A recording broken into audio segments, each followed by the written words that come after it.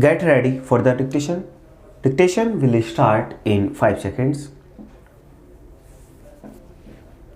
Start. Now I have described in another place at great length the way promotions are made, and one of my colleagues on this side yesterday appeared either to have read that statement or in another way has placed before the House, not on behalf of the government, much of the material that I would have dealt with. But here, what I want to point out is that these selections are done by well established procedures which have been there for many years and have not been altered. In regard to the work of the officers, there are complaints from some quarters that perhaps government ought to look more into it. That is to say, it is not a question of too much interference, but of too little interference with regard to the lower levels. But since that point has not been raised, I do not want to raise this problem myself. But with regard to the higher ranks of the army, it is done by number 1 selection board, as was pointed out, from colonels up to major generals, where 9 officers sit, that is the chief of the army staff, his deputy, 3 army commanders and 4 principal staff officers. They mark these pupils separately on separate papers and discuss them, and in the net result of that discussion, the differences are ironed out. Besides examination of their records, the personal knowledge of these officers by their present or previous commanders who would be sitting round the table would be taken into account.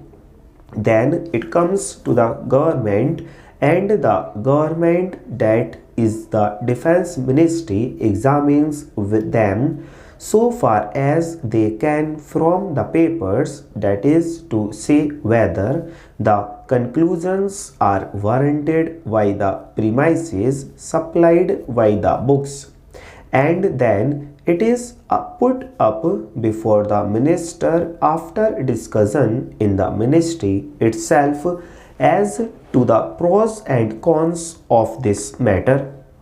Normally, the recommendations that come from the army headquarters are accepted, and neither in the case that is now spoken about nor in anything else have these recommendations been turned down. Although I know that observation, I would like to make it clear on behalf of the government that the government have the right to turn down these recommendations because the services are under civilian control. It would be a bad day when the government responsible to Parliament cannot have the last word in this matter, because it is not merely a question of a soldier being efficient. There may be other matters to be taken into consideration. I am happy to think that no personalities have been introduced, because if the minister were to pursue the same line as those of the critics and drag the officer in, it would not be in his interest. When we go round to the question of seniorities and suppressions, I would like to say that so far as the lower levels are concerned, that is to say up to the rank of lieutenant colonel, the propositions of selections have remained much the same. There is a variation of 2 or 3% each year over the last 5 years or 6 years, but it is more or less a mechanical process. When we come to the selection of lieutenant generals in the Indian Army, it is done not by the selection boards. This is done on the recommendation of the Chief of the Army Staff. The Prime Minister offered in the other house on a previous occasion for them to come and see the papers, rather unusual, but he, as the head of the government, is free to do so. While the offer was open, no one turned up. One person asked to come and we arranged it, but nothing happened. In any case, a lieutenant general is appointed by government on the recommendation of the Chief of the Army Staff. The same process goes through because while there is no selection board, the Chief of the Army Staff by convention consults the Army Commanders, which is a sort of a selection board of a smaller type. That recommendation comes before us, and within the available pupil, those who have the minimum qualification come first. Those who have got record particularly outstanding qualities. I would like again to say that we are playing upon words. There is no suppression, they are selection appointments. If you take the British Army today, the Chief of the Imperial General Staff is a person who has been superseded twice before, but he comes up again.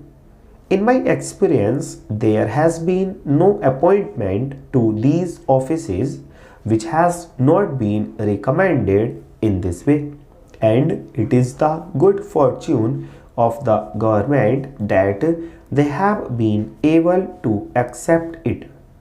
There has been some disturbance with regard to the recent appointment of army commanders.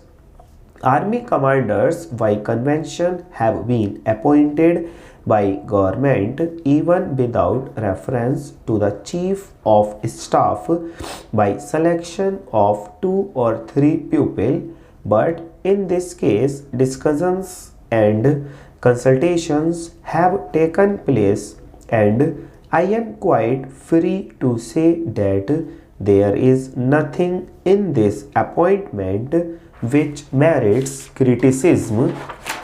Sir, I do not look upon our plan as an over-ambitious one.